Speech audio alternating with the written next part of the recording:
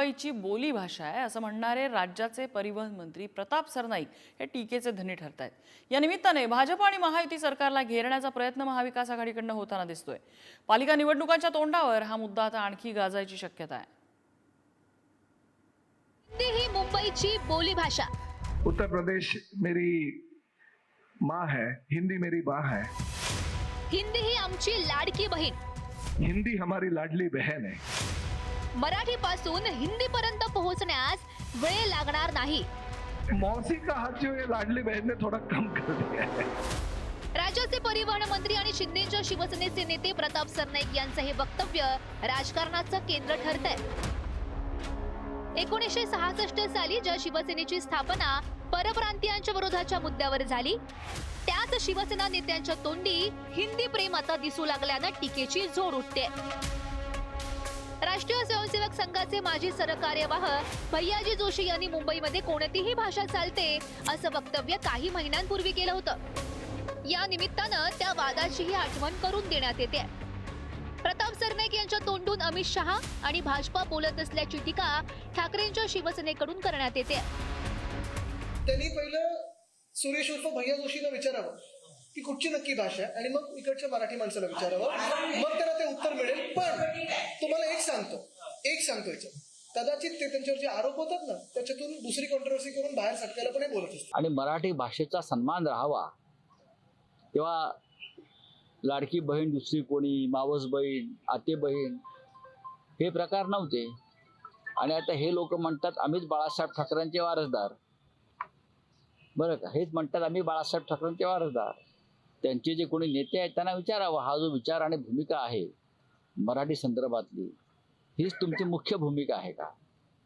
ते जे विचार मांडतात हा भारतीय जनता पक्षाचा विचार, हा अमित शहांचा विचार. तर मराठी संपवण्याचा भाजपचा डाव आहे, तीच भाषा शिंदेच्या शिवसेनेच्या नेत्यांच्या तोंडी असल्याची टीका काँग्रेसनं केली आहे. तर मराठीचा अपमान सहन केला जाणार नाही असा इशारा मनसेकडून देण्यात आलाय. प्रताप सरनाईकांनी केलेलं जे विधान आहे हे स्पष्ट स्वरूपामध्ये हा भाजपचाच अजेंडा आहे पुढे चालवत आहेत आणि यांना मराठी मायबोली मराठी गुंडाळून ठेवायची आहे, हा याचा स्पष्ट यातून ध्वनित होणारा अर्थ आहे. आणि भाजपचा अजेंडा काय तर त्यांना मराठी ही नेस्तनाबूत करायची आहे आणि त्यांना हिंदू राष्ट्र अशा स्वरूपाची त्यांची ही मांडणी आहे. त्यामुळे हिंदी ही प्रत्येक राज्यामध्ये हा भाजपला घेऊन जाण्याचा त्यांचा अजेंडा आहे आणि त्याच अजेंड्याची ही सरनाईक यांनी ओढलेली दिसून येते. आम्ही याचा निषेध करतो, आम्ही याचा धिक्कार करतो. मुंबई ही मराठी माणसांचीच आहे, यात कुठे दुमतच नाही. त्याचा पूर्व इतिहास पाहता, मुंबईचा किंवा मराठी भाषेचा, बोली भाषेचा पूर्व इतिहास पाहता, ज्यांना इतिहास माहिती आहे ते खरं बोलतायत आणि ज्यांना मताची लाचारी करायची आहे, मतासाठी लाचारी करायची ते हिंदीचे गुणगान गात आहेत. जाणीवपूर्वक ह्या सगळ्या गोष्टी केल्या जातात असं वाटतंय का? निवडणुकीच्या तोंडावर हे असे मुद्दे उपस्थित करणं आणि ही मतांची लाचारी आहे. सत्ताधारी भाजपातही या मुद्द्यावर दोन मतप्रवाह दिसत आहेत. आशिष शेलार यांनी सरनाईक यांच्या वक्तव्यावर टीका करत मराठी हीच मुंबई आणि महाराष्ट्राची भाषा असल्याचं सांगितलं. तर चंद्रकांत पाटील आणि चंद्रशेखर बावनकुळे सरनाईक यांच्या वक्तव्यावर सारवासारव करताना दिसत आहेत.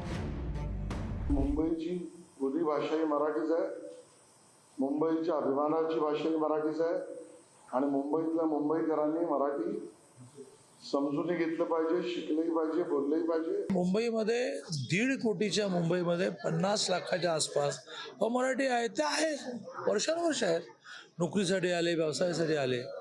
त्यांची भाषा, प्रत्येकाची मातृभाषा वेगळी आहे, पण ते आपापसात हिंदीमध्ये बोलतात. त्यांच्याशी आपण हिंदीमध्ये बोललो तर व्यवहार सोपा होईल. आता त्या ठिकाणी जो वर्ग बसलेला आहे त्या वर्गासमोर ते हिंदी वर्ग बसला असल्यामुळे ते हिंदीत बोलले असतील. मला असं वाटतं की हिंदी ही खऱ्या अर्थाने ज्या ठिकाणी हिंदी वर्ग बसला असतो त्या ठिकाणी हिंदी बोलतात. मुंबई महापालिका निवडणुकीच्या तोंडावर हिंदी विरुद्ध मराठी असा नवा वाद आता निर्माण होण्याची शक्यता निर्माण झाली आहे. नव्या राष्ट्रीय शिक्षण धोरणाच्या अंमलबजावणीमध्ये त्रिभाषेच्या सूत्राला झालेल्या विरोधानंतर राज्य सरकारनं माघार घेत हिंदीऐवजी दुसऱ्या भाषेचा पर्याय दिला. दक्षिणेत तामिळनाडू पाठोपाठ महाराष्ट्रातही असलेला हिंदी विरोध यातून स्पष्ट झालाय.